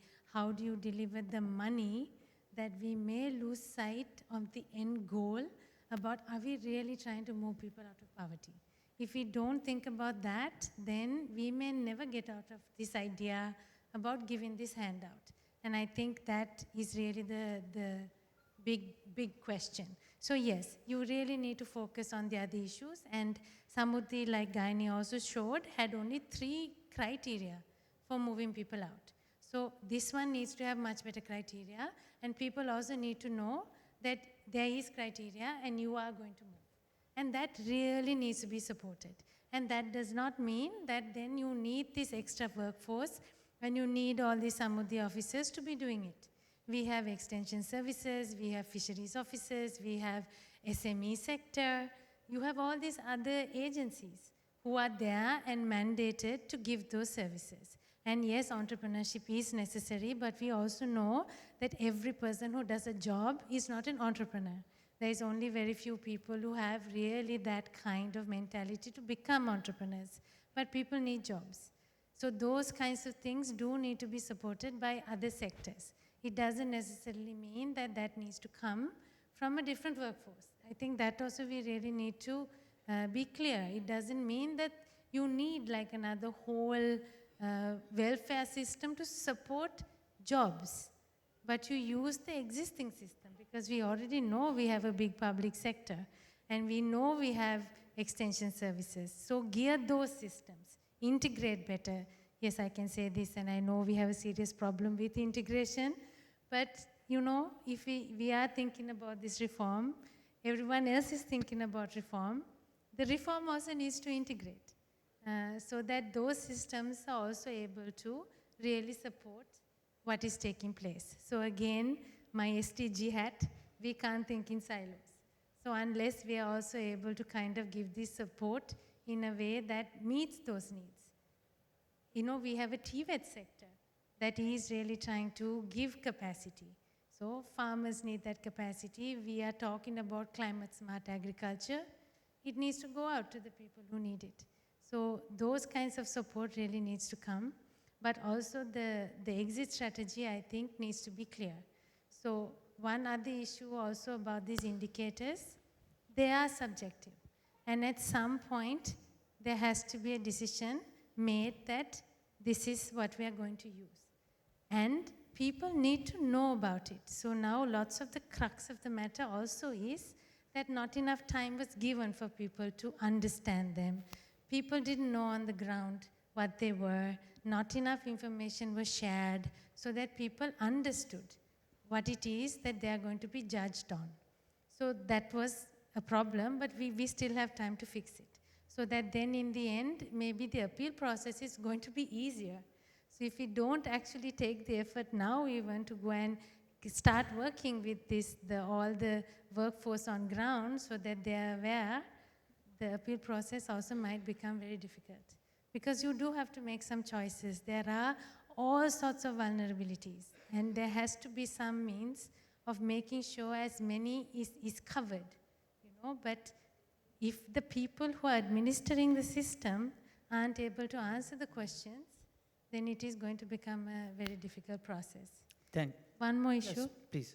I think this issue about methodology, we can't also think about it only about numbers. I think that is the point. If you're going to use a multidimensional system, there is a qualitative element. So it is not all about trying to make it quantitative. You have to accept that there is a qualitative element, which is why it's not comparable, right? It is not going to match. You can't take, I don't know, for me, it's obvious that the two are not really going to match. One is about income. The other is about what assets you have and how much you have in education and what is health access. I don't know, for me, those two really, how can you make those two actually be compatible? So I think we also need to get out of that trap and think differently and not try to compare them. So maybe this is also time to accept that if you want to see if the multidimensional indicator is going to work, you have to think about measuring it differently. Thank you, Karin. I'll come to Ms. Wijayaratne. There were two questions. One is on the criteria of selection on women-headed households and girls-headed households, and also the war and disability change and changing in their abilities. I think those are the two main questions that we would first like to address, and then I'll come to the T estate problem and the vulnerabilities created by the program on sexual exploitation. Now that, let me explain that how that selection criteria was developed. Before we assumed duties as the Welfare Benefit Board officials, it was started in, I think, 2017 or 18 with the support of the Census and Statistics Department. So that we are talking about the single-parent family, not the female-headed families. So I think that better to start with some criteria, and having obtained the lesson learned, we can fine-tune the criteria in future. So that the answer for that one, because already we have gazetted and started the process, which is saying that something is better than nothing. So gradually we can improve with the lesson learned. Then other one is that what would happen to the Samurdhi Bank system is utilizing for the disbursement of the money. So at the moment there is a big concern that the Ministry of Social Empowerment is wanted to get the Samurdhi Bank under the supervision of the central bank. But the IMF and World Bank is of the view that regularized bank has to be get supported or involved for the disbursement of the money. So at the moment we have talked with the bankers, especially government banks, and when we call the application, we wanted to know whether you have the bank account, and the nearly about 500,000 people, they hold the accounts in the People's Bank, and another 500,000 Bank of Ceylon. And now that we got to know that with the data gathered, that there is some people, they don't have the bank account, and in addition to that, they don't have the national ID card. So now that we discussed with the bank to open up the bank account, but there was an issue with the opening up the bank account without NIC. So then our Secretary Finance wrote to the central bank governor, and a special directive was given to the government banks to open up the bank account with the unique number assigned to the application by WBB, and some sort of endorsement of the divisional secretariat with the photograph of the eligible persons. In that way, we would open up the bank account for those who have not the national ID card at the bank account.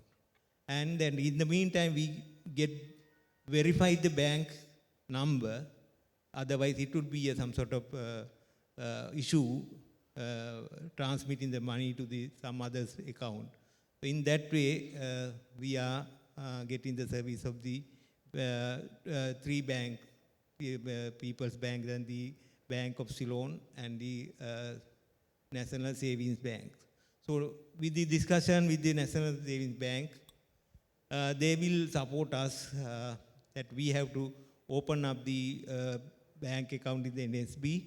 NSB will give us some sort of pay order to the post office to collect the money for remote area people who are eligible to receive the allowances.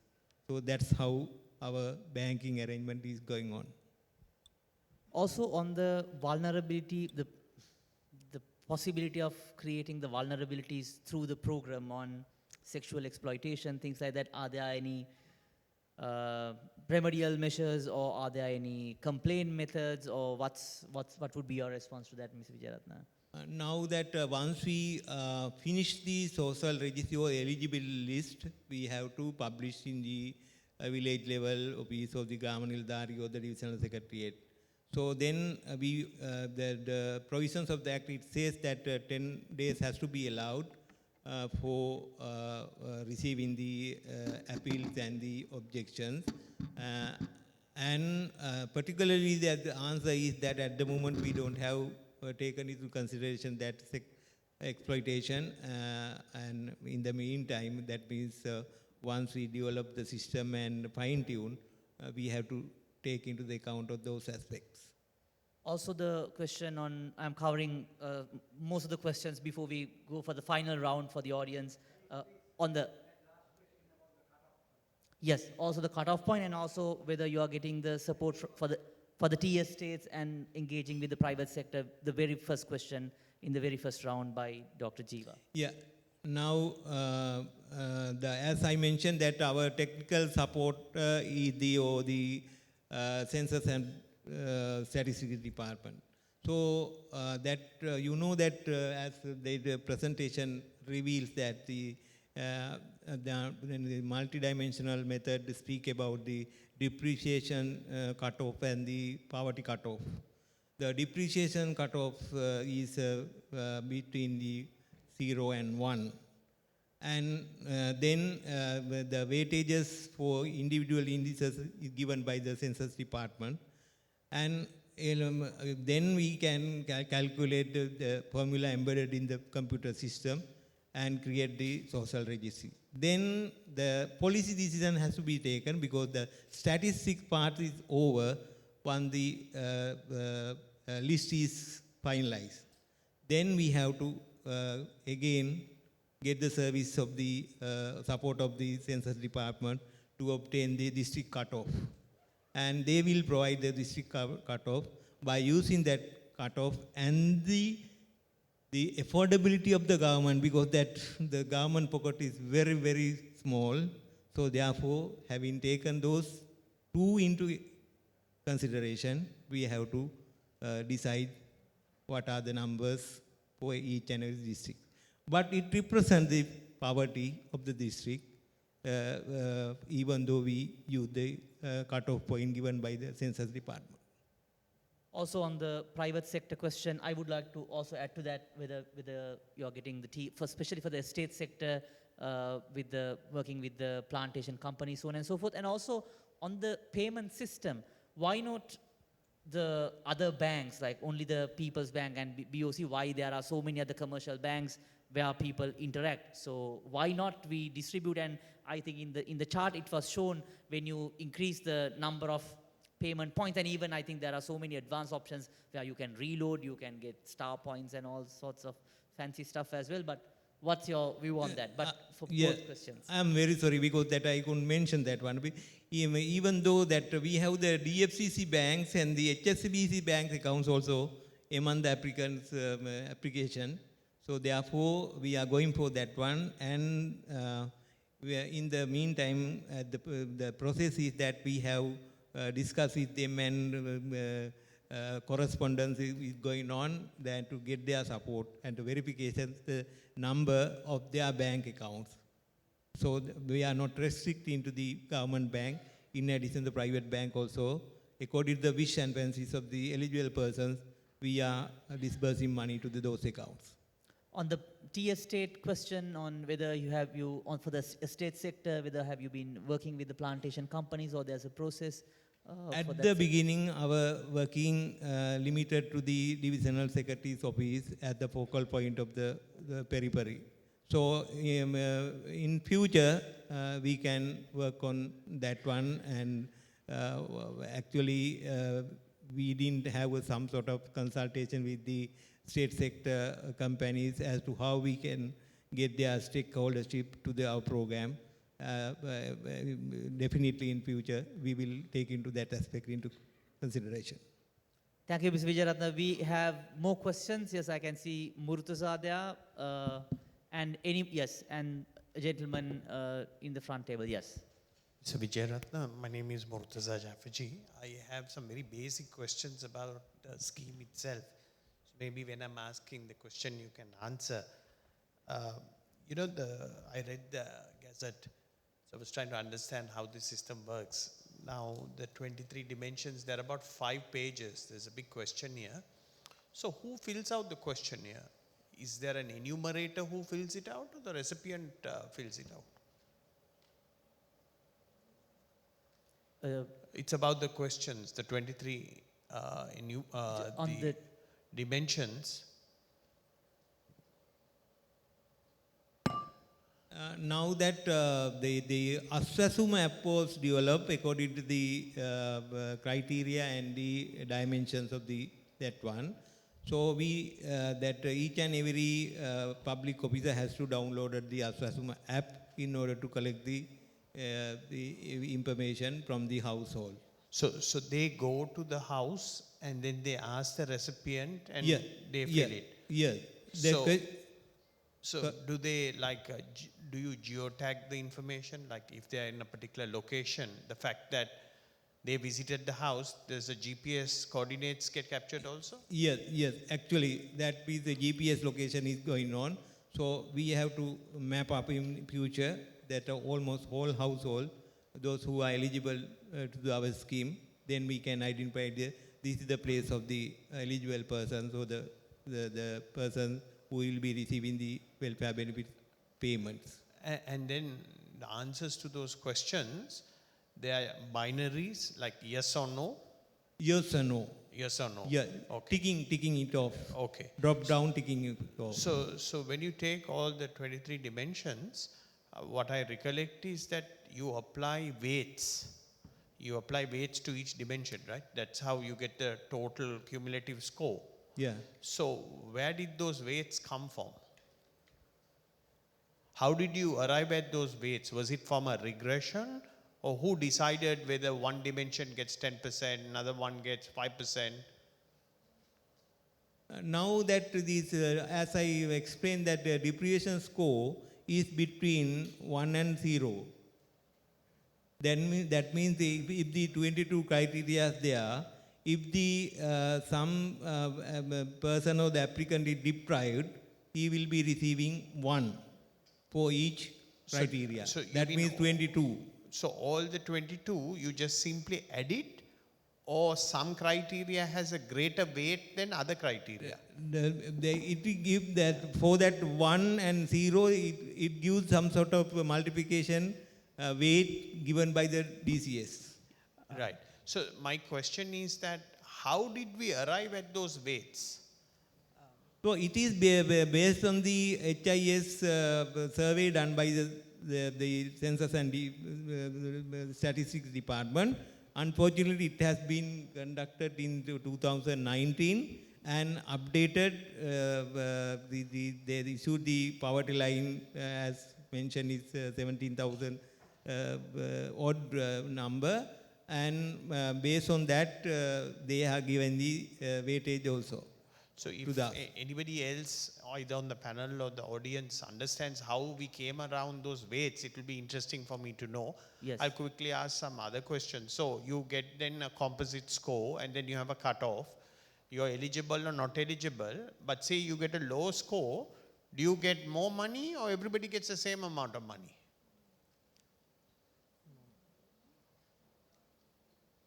Yes, Gayani, you want to add to the calculation? Shall Yes. I also Yes, respond to the yes. first one? So, Mr. Wijayaratne, I'm sure maybe your team can clarify. but just based on our understanding of running the numbers and trying to get to this deprivation score, and again, Tharaka, do jump in, our understanding is that it is automatically weighted based on each district, right? So there is some formula that assigns a weight for every district. So it's automatically weighted. So Tharaka, maybe you can come in. So it checks one household with, like for example, let's say electricity consumption. So if a household is deprived in one indicator, it checks, like it takes the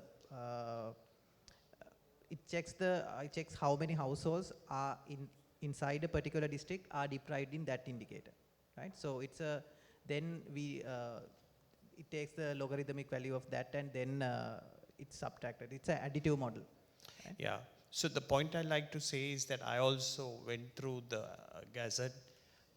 It was not obvious to me how this system works. I mean, it's a relative system that it looks at your neighborhood and sees whether you're more deprived than somebody else. But it will be interesting for you all to put some effort in trying to make this more intuitive, like to really understand what is going on, because I looked at the maths and I couldn't figure it out on first reading how this thing works, basically. Let me answer your question, because that Dr. Harin Gunawardhan is available. He is our consultant, so he will answer your technical question perfectly. Yes, before he comes to that, one other thing I can ask Dr. Harin is also that this is a static model, right?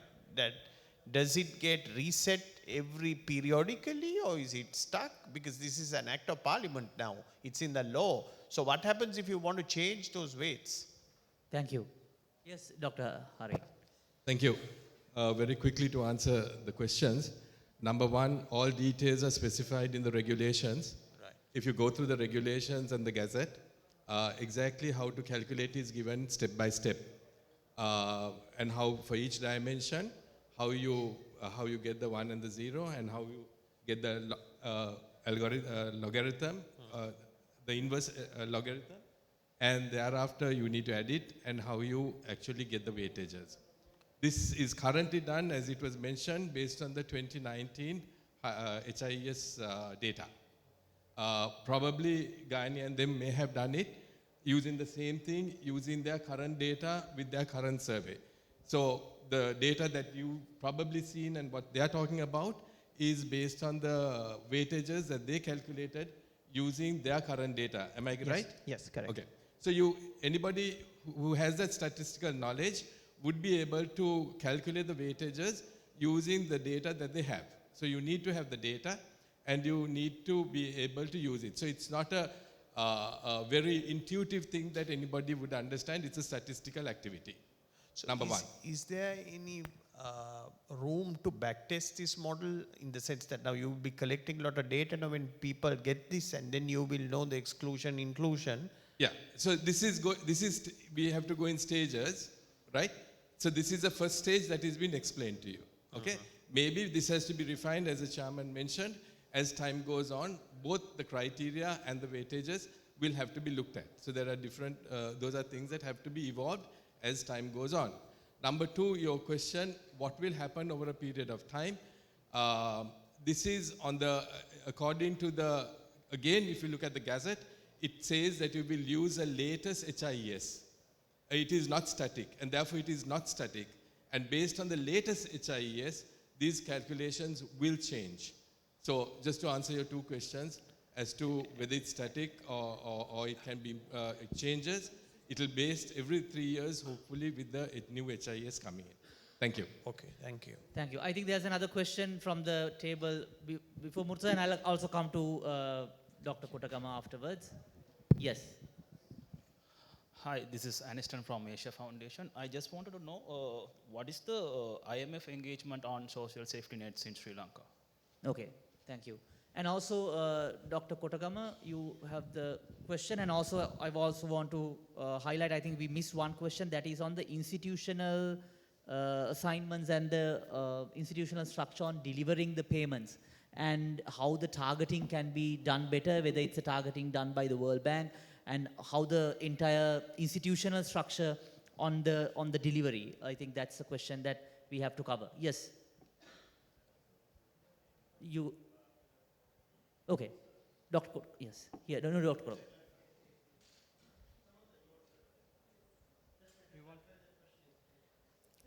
Dhananath, just Yes. to say, so that was not exactly my question. My question was going beyond targeting. Okay. How are the laws governing the social protection sector, the safety nets being rationalized? How are the institutional arrangements that is in this sector which covers many, many ministries, and there's no leading agency? How are those being rationalized and those gaps being addressed? Okay. So maybe I wasn't very clear. Yes. But thank you. And then I'll come to Dr. Kutakama. Yes. So our database would be a integrated information system, welfare management system. So we will provide the access to the stakeholder institutions to implement their program. So that means we are not giving the data set individually pertinent to their mandate or the gamut of work, but they have to work on our database to design their programs. So now that yesterday we had a discussion with the Education Ministry, as I mentioned that they wanted to utilize our database for implementing the shoes and the school books and the uniform program. So that would be the database institution landscape, and each and every program would be ultimately at the end of the revisional secretariat. That is my thinking.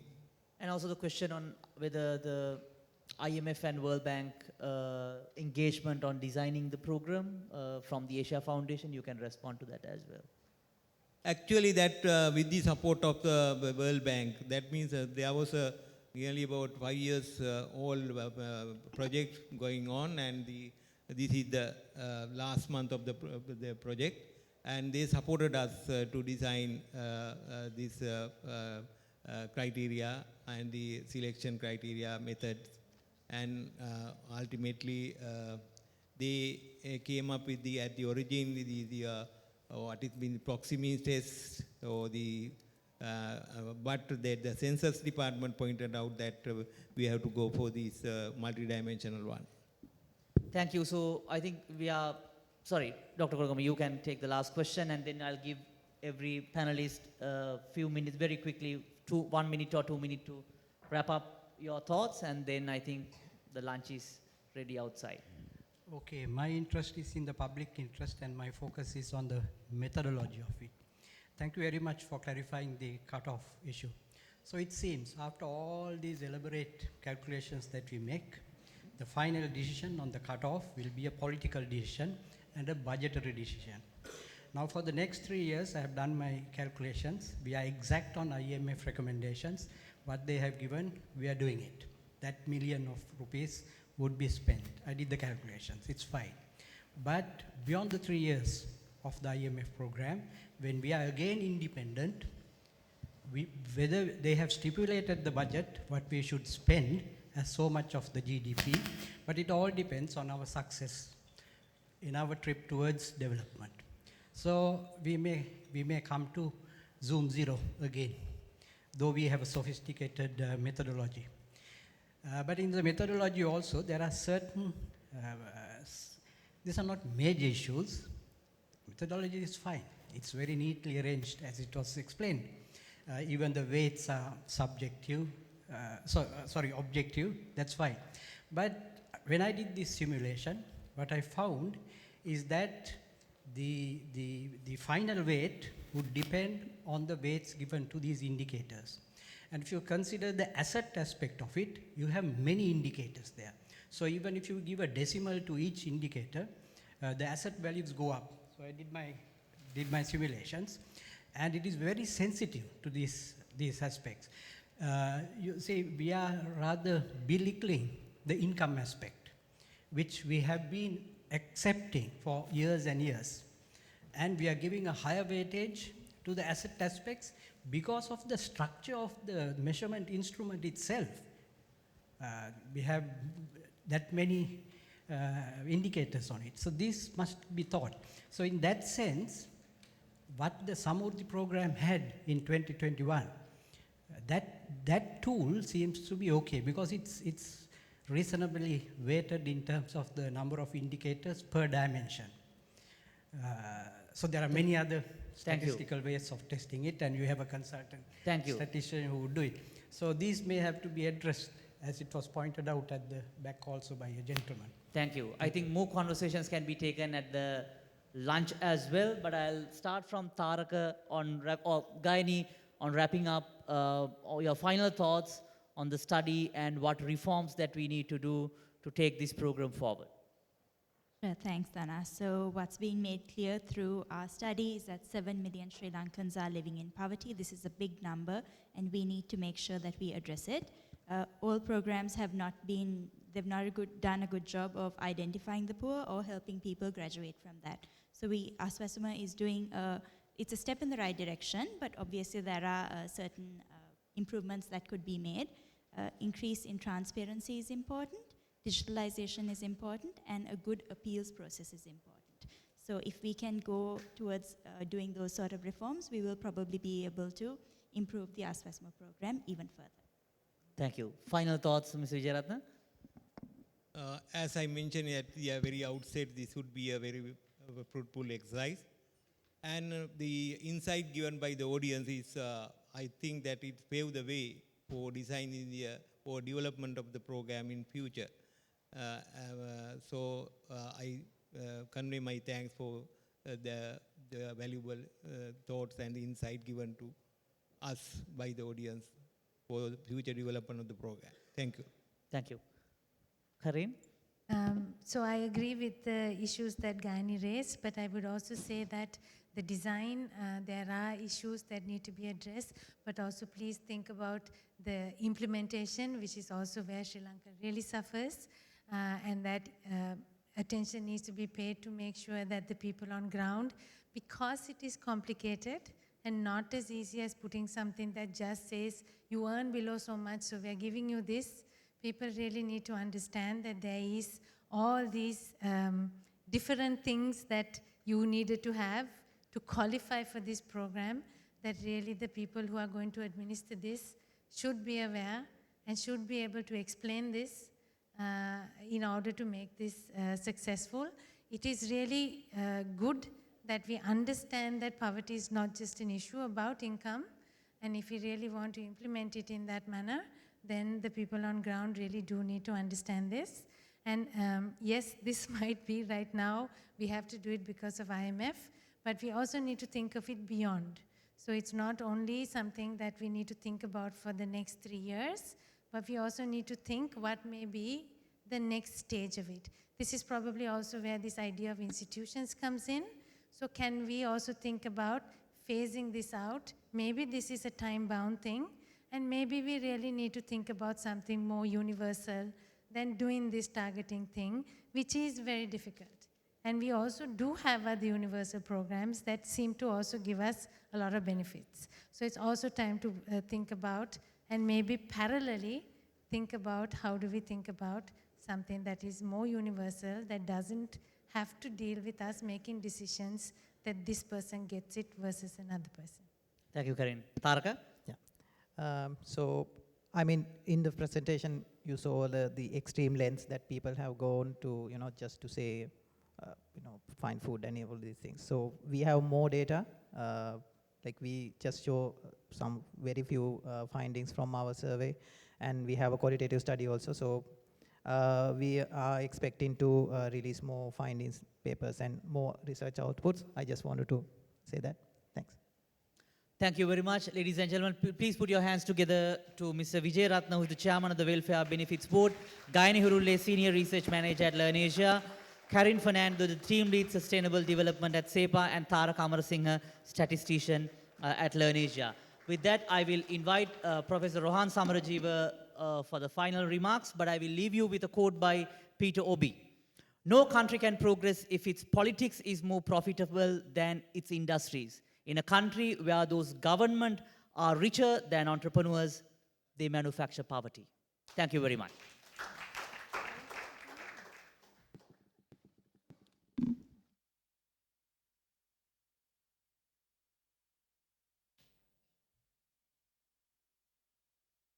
So I'm not planning to summarize the rich discussion.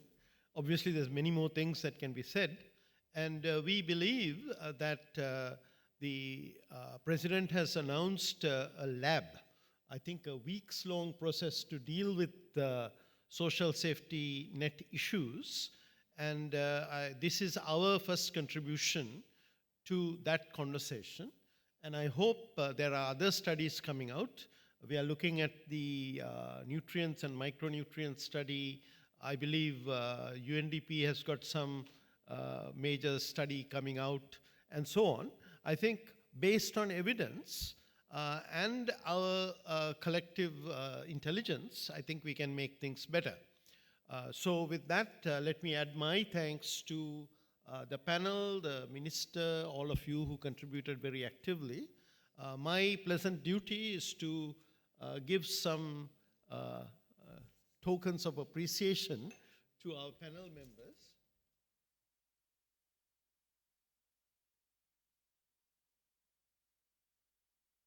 Mr. Wijayaratne.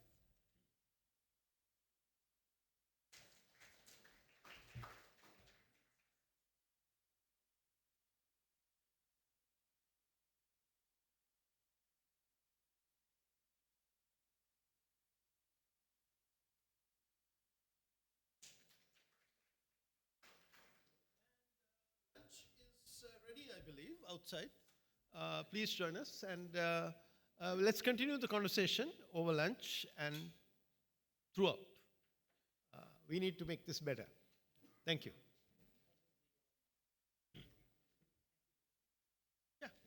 Just a couple of announcements. If you all are interested in our survey findings that were presented, you can find the digital versions through the 2 QR codes that are posted just outside, one at just outside and another at the reception. And if you wish to pick up a copy of the survey findings, there are a limited number available, especially for your organization. If we want to pick up one, there should be a limited number of copies available at the outside as well. And one final reminder, the forms that you filled out before and after the event, just like deposit them at the trays at the back. Thank you.